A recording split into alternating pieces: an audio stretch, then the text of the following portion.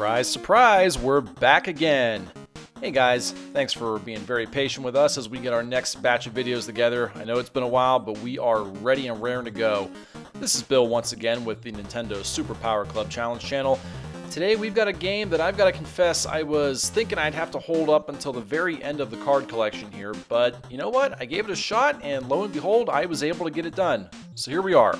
This is Metal Storm on the NES, and this is card number 27 in the collection.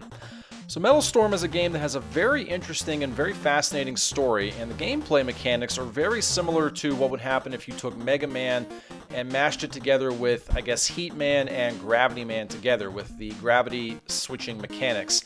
Very fun and innovative gameplay for its time, and it still holds up very well to this day. Not a whole lot more needs to be said here because you're going to see it in the gameplay. So let's flip this thing over and see what we're going to do today. Alright, so at first glance, this looks like a pretty difficult challenge, and take a look at what I mean here. Pro Level Challenge states, on Stage 7 with the password, go ahead and beat all 7 bosses using only 1 life. Sounds tough at first glance, like I said, but honestly, once you give it a few playthroughs, it's really not as bad as it seems. Out of the 7 bosses that you have to take down, I'd say probably 2, maybe 3 of them are worthy of being considered pro level. The other ones, not so much.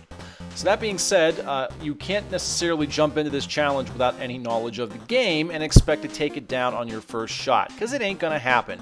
You do need to have a decent understanding of platforming mechanics as well as the gravity switching. That's gonna come into play on a couple of the boss battles, and you'll see what I mean with some of the gameplay and strategy here. Very fun game, highly recommended to anybody who doesn't know about this. It's a very good hidden gem on the NES, and I'm ready to jump in if you guys are ready to watch. Here we go. Okay, real quickly before we get going, the back of the card does give a password to Stage 7, but use this one instead because it gives you free access to all the power-ups. Doesn't say you can't do it, so that's what we're going to do. So as you start Stage 7 here, you're going to see a few things. Obviously, you can jump and shoot, but also the gravity switching mechanic. You have to hold in the direction you want to go and then jump, and then check that out. All of a sudden, gravity is magically reversed. You might be wondering, why the heck would I want to do that? Well, it actually does come into play on several of the boss stages here. We got a few weapons to pick up. Doesn't really matter because we got them all here. Alright, here's the first stage boss. What you got to do is get under the first hit point right there, shoot it, and then switch gravity, go up, shoot the right one, and then boom, he's gone. We're just fooling around, and then now we're going to head over and give the boss a little teabag action here. How do you like that? Alright, that's one down with 6 more to go. Second one, also very, very simple. You got some laser beams shooting out of the wall with wall cannons here. Just be very, very careful. Take them down as time permits and safety permits. And you've got nothing else to worry about here. Do a little dance, have some fun, take your time. You can see how the stage scrolls here. That's going to do it for this second boss right about here. And moving on to the third one, it gets slightly more tricky. You do need to be careful here because, as you're going to see, you can take damage here. You're allowed 1 free hit. What you do, go to the side right here, avoid these beams, teleport up, get right underneath directly to avoid the shield barriers, shoot him just like that, keep on firing, and that boss will go down instantly. That's all you got to do. Very, very simple. But again, you got to be careful. It is pixel perfect or you will take damage. This is a very tricky boss fight also, number 4. That little heart in the middle is what you want to aim for.